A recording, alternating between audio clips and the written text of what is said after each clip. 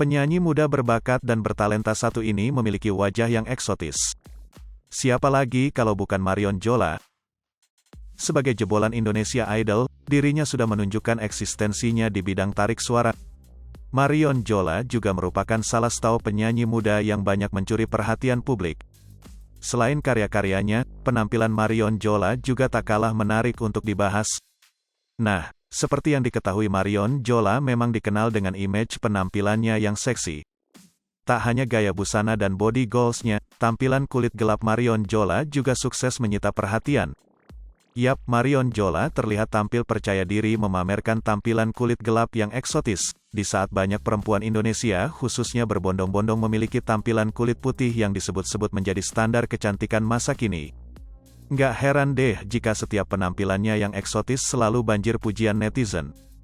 Seperti halnya penampilan Marion Jola saat kenakan busana model kemben yang memamerkan tampilan kulitnya yang eksotis.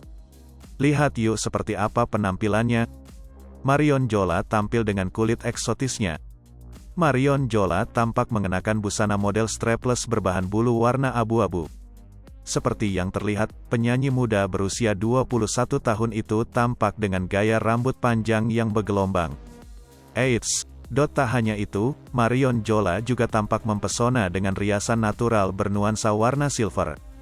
Menariknya, tampilan kulit gelapnya justru membuat penampilan Marion Jola tampak semakin eksotis hingga banjir pujian netizen. Gimana nih kalau menurut kalian?